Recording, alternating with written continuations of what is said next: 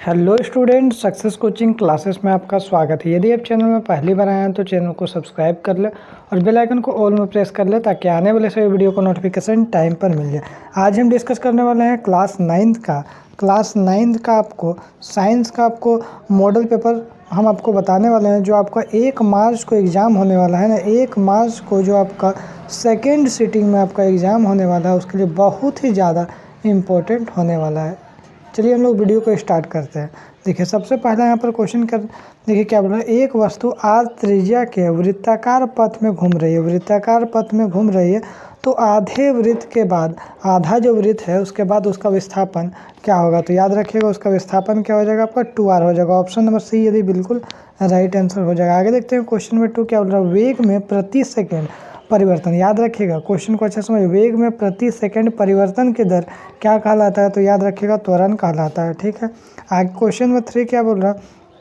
निम्न में से किसकी एसआई मात्रक मीटर पर सेकंड स्क्वायर है। भैया किसका एसआई मात्रक है, तो याद रखिएगा आपका त्वरण का एसआई मात्रक क्या होता है, मीटर पर सेकंड स्क्वायर होता है। आगे यदि क्वेश्चन नंबर 4 देखिए तो दूरी समय ग्राफ का ढलान किसका मान बताता है। ये दूरी समय ग्राफ में जो ढलान होता है उसका किसका मान बताता है, तो याद रखिएगा इसमें आपको वेग का मान बताता है। आगे देखते हैं क्वेश्चन नंबर 5 क्या बोल रहा है। न्यूटन का गति का प्रथम नियम से किसकी परिभाषा मिलता है। न्यूटन का जो गति है ना उसका पहला नियम है, इसे किसका परिभाषा मिलता है, तो याद रखिएगा जड़त्व का परिभाषा मिलता है। किसका मिलता है, जड़त्व का।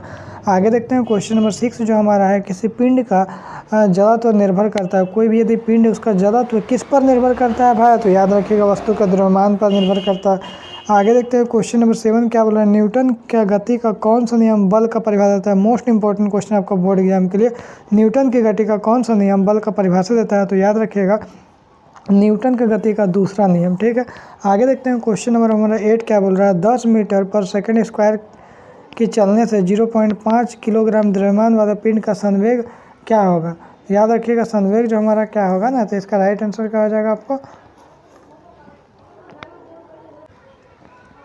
इसका राइट आंसर हो जाएगा हमारा ऑप्शन नंबर सी हो जाएगा 0.5 किलोग्राम मीटर पर सेकंड स्क्वायर। आगे देखते हैं क्वेश्चन नंबर 9 क्या बोल रहा है। जब कोई बस विराम से चलती है, जब कोई बस जो है विराम से चलती है और अचानक उस पर खड़े यात्री बस में पीछे की ओर क्या होता है, झुक जाता है, ये किस नियम का उदाहरण है, तो याद रखिएगा ये किस नियम को, न्यूटन की गति का प्रथम नियम का उदाहरण। आगे देखते हैं क्वेश्चन नंबर 10 क्या बोल रहा है। कार्य की एसआई मात्रक क्या है, लॉलीपॉप क्वेश्चन है तो याद रखिएगा आपका जूल हो जाएगा। आगे देखते हैं क्वेश्चन नंबर 11 क्या बोल रहा है। चंद्रमा पर किसी पिंड का द्रव्यमान यदि 40 किलोग्राम है तो पृथ्वी पर इसका भार कितना होगा, तो याद रखिएगा जिसका जो राइट आंसर हो जाएगा हमारा ऑप्शन नंबर डी हो जाएगा आपका 400 किलोग्राम हो जाएगा। आगे देखते हैं जो क्वेश्चन नंबर यहाँ पे 12 क्या बोल रहा है।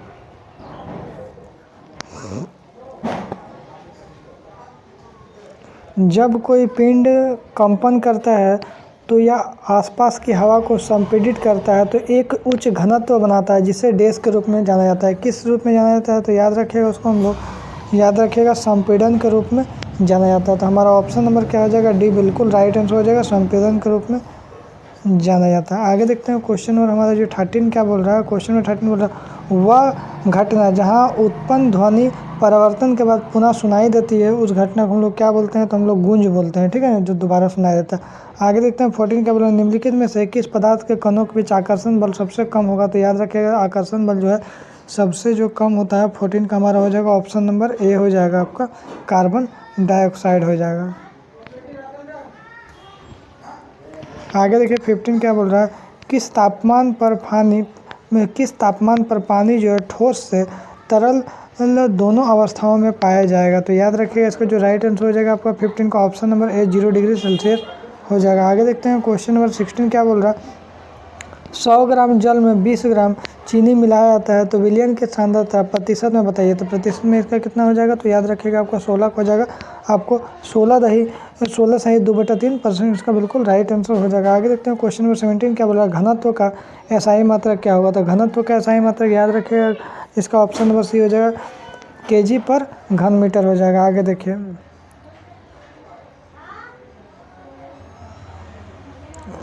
दिए गए कौन गुणधर्म निलंबन का है, तो याद रखें निलंबन का कौन सा गुणधर्म है, तो यह एक विसमांगी मिश्रण होता है। ठीक है। आगे यदि देखते हैं क्वेश्चन 19 क्या बोल रहा है।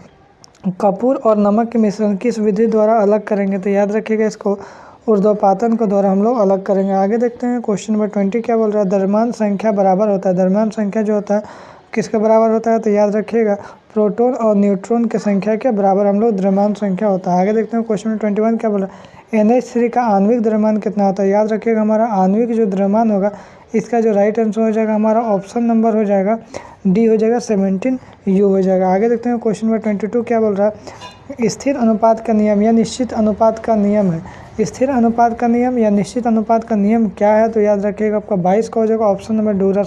रासायनिक पदार्थ में तत्व हमेशा द्रव्यमान के अनुसार निश्चित अनुपात में मौजूद होते हैं। आगे देखते हैं 23 क्या बोल रहा है। निम्नलिखित में से कौन 36 ग्राम जल का सही प्रतिनिधित्व करता है? तो याद रखिएगा इसका जो राइट आंसर हो जाएगा हमारा ऑप्शन नंबर ए 2 मोल हो जाएगा जल। आगे देखते हैं 24 क्या बोल रहा है। न्यूटन पर आवेश होता है। तो याद रखिएगा न्यूटन पर जो आवेश होता है आपका 0 आवेश होता है, न्यूटन पर कोई भी आपका आवेश नहीं होता। आगे देखते हैं 25 क्या बोल रहा है।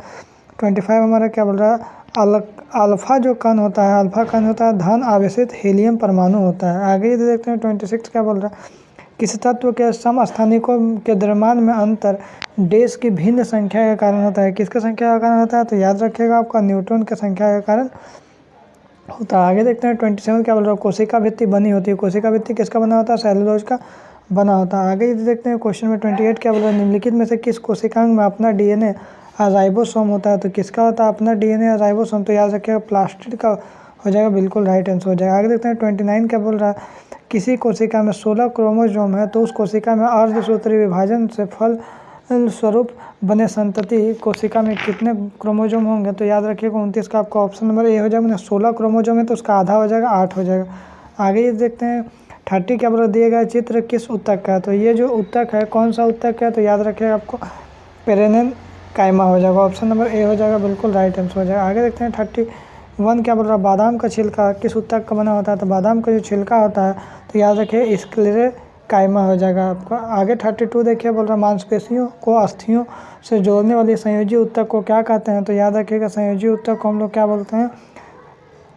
कंडरा बोलते हैं। आगे देखते हैं 33 क्या बोलते हैं। जीवों के वर्गीकरण के लिए सर्वाधिक मूलभूत लक्षण क्या हो सकता है? तो 33 का हमारा हो जाएगा ऑप्शन नंबर बी उसकी कोशिका संरचना हो जाएगा। आगे देखिए 34 क्या बोल रहा है। नील हरित शैवाल किस वर्ग में आते हैं? तो नील हरित जो शैवाल है वो कौन सा वर्ग में आते हैं? तो याद रखिएगा आपको मोनेरा इसका बिल्कुल राइट आंसर हो जाएगा। आगे देखते हैं 35 जंतु जगत का सबसे बड़ा संघ कौन है? तो जंतु जगत का सबसे बड़ा संघ क्या हो जाएगा आपका? आर्थ्रोपोडा हो जाएगा। आगे देखते हैं क्वेश्चन में 36 क्या बोल रहा है। दिए गए कौन से रोग वायरस से होता है? दिए गए कौन से रोग वायरस से होते हैं? तो याद रखिएगा आपको कोरोना क्या होता है? आपको वायरस से होता है। आगे देखते हैं 37 में आइए संक्रामक रोग के उदाहरण कौन सा है? तो संक्रामक रोग का उदाहरण आपको क्षय रोग हो जाएगा। आगे देखते हैं 38 क्या बोल रहा है। 38 हमारा ग्रीन हाउस क्या है गैस है? तो याद रखिए कार्बन डाइऑक्साइड गैस है। आगे यदि देखते हैं क्वेश्चन में 39 क्या बोल रहा है। दिए गए पोषक पदार्थ में पौधों के लिए कौन वृहद पोषक पदार्थ है? तो याद रखिएगा इसका जो राइट आंसर हो जाएगा हमारा